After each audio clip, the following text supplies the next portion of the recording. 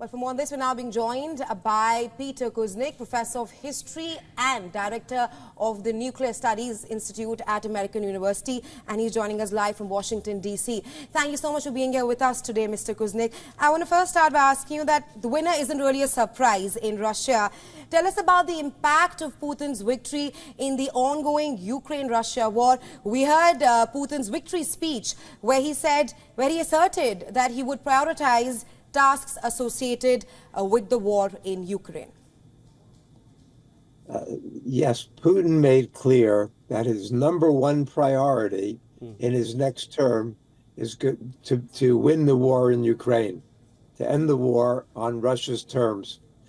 And it appears from the polling, these election results, and the polling from the Levada Institute, which is independent and universally respected, that the war is very, very popular inside Russia.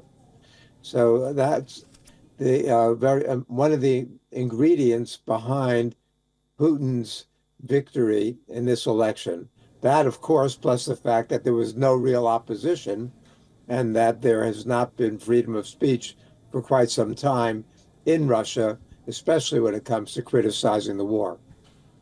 Mr. Kuznick, now Putin made a few remarks. I just want you to assess them both. On one hand, he said that he is willing and he's open to peace talks, and he's also open to consider the proposal from France regarding a ceasefire. But he also mentioned that the presence of Western boots on Ukrainian soil can push this war towards a third world war. How do you see these two statements together? Putin has been saying for a while now that he is ready to negotiate. What that means, though, is that negotiations will take place on Russia's terms, which Zelensky has ruled out. Zelensky says that there'll be no negotiation until every last Russian troop has left all of Ukraine's territory and Crimea is back in Ukraine's hands. Of course, that's a non-starter for the Russians. What Macron has proposed is a ceasefire that will last during the time of the Olympics in Paris. That's from July 26th through August 11th. Putin has said he's open to a ceasefire as long as it's on Russia's terms and what's going on in the front lines is not weakened in any way from Russia's standpoint.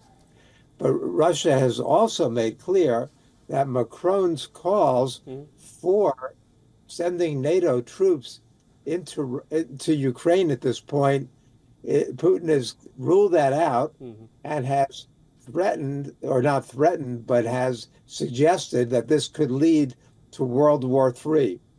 This would lead to a direct confrontation between Russia and NATO, which Putin believes and has said and warned could lead to World War III. But you've got the hardliners in Europe.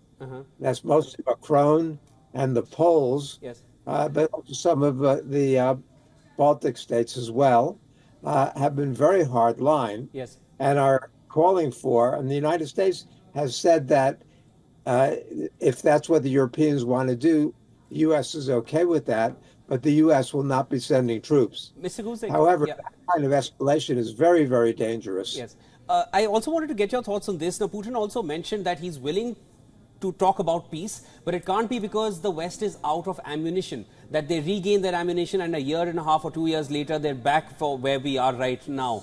Do you feel, Putin is justified in saying this, that they want to end this on common terms and not on the fact that they are out of arms? He's considering a peace talk as a justification because they're out of arms. Do you feel it that way?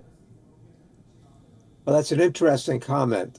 I mean, both sides are worried that if they get a peace, an inconclusive peace victory, then the fighting is going to start up again in a short period of time. Lloyd Austin has said that if Russia has a victory in Ukraine, then Russia and NATO will be at war again within a few years. Putin is concerned about the same thing. So both sides want a definitive victory, but it's clear at this point that Russia has the upper hand on the battlefield, that the West is not able to deliver, and that Ukraine is in a very weak position right now.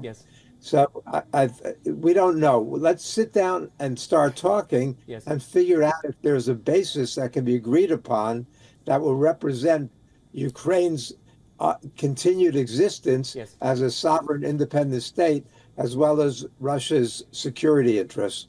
All right, that was Peter Kuznick joining us from Washington, D.C. Thank you so much for your time, sir. Thank you.